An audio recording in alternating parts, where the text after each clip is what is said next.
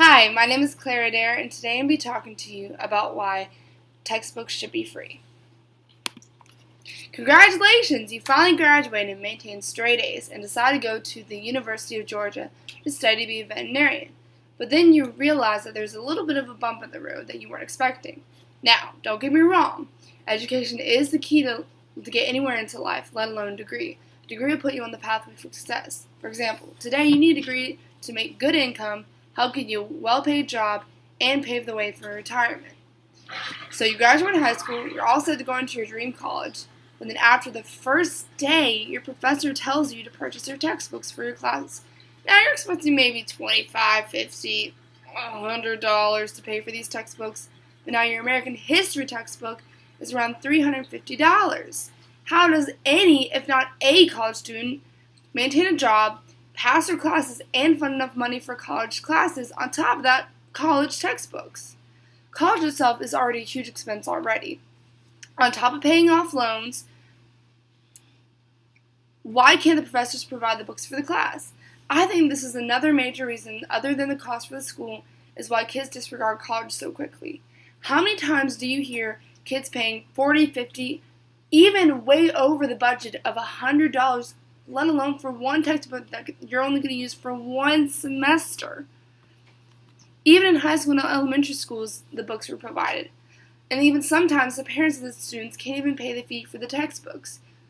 But here's the good news. Even Senator Bernie Sanders is trying to push hard for these free college as well as free college textbooks. Even when some students do take out loans, they don't get enough financial aid support on their end. So they have to maintain a full-time job or sometimes even part-time, and not even that pays the bill. Whereas the Democratic candidate Hillary Clinton believes that otherwise.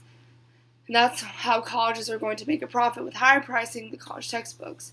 But even in the end, we're still paying a lot for college. According to the report, Chicago Tribune states that college kids pay at least 1,200 textbooks for textbooks and school supplies. That's each year, and for all that together. Another source says they're pushing even harder for open textbooks, this meaning that they get scholarships for having good grades and they can get lower cost textbooks.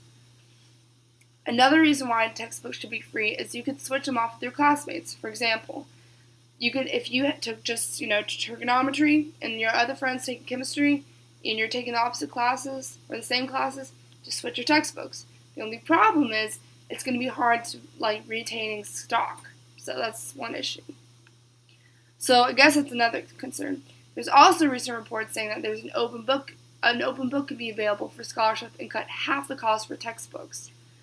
Another solution is grant process. Now, we still do have outlets, so don't get me wrong. I'm not hating on Chegg. I'm not hating on all these book, websites, because I've used them countless times, and they've been such a lifesaver to me.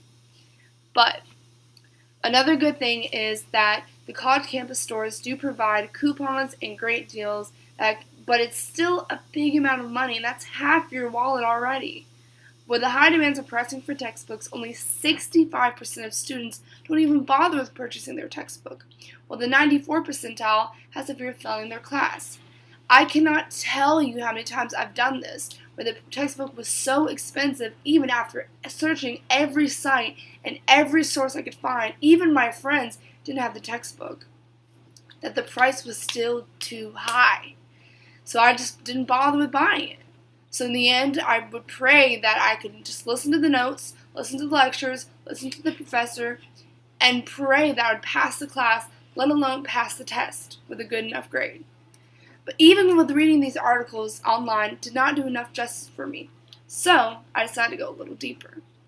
I went to my friend Angelica Dockery and asked her if college textbooks were free in Scotland. This is what she had to say.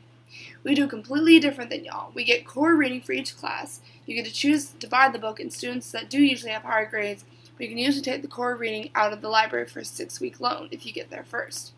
So it's kind of like a library, but you switch your library books on and off again. That's probably why the percentage is so high for why students drop out of college here. In other foreign countries, college is free. The only thing that's paid for is textbooks.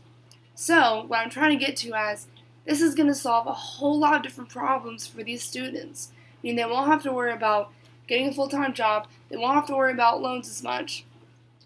but they will have to worry about passing their classes. So, to end this, I have one more thing to say. We would have such a better rate of graduates in colleges all across America if we just downsized those textbook prices. I can guarantee you I've heard countless stories from even my friends and even close family members that totally did not buy these textbooks just because of high pricing demands. So, I personally and firmly believe that if we just downsize these prices, this will get kids to go to college way more than expected. So that's my presentation. I thank you and appreciate you for listening. Thank you and have a nice night.